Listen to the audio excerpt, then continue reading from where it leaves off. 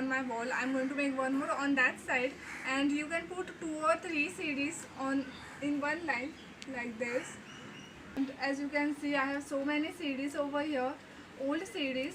I'm going to make more mandala arts on this also.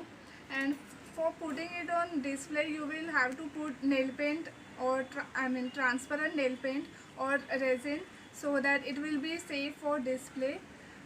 Also follow me on Insta account, Shraddha's Art. I share most of my artworks on that. And do subscribe to my channel, like, share and comment.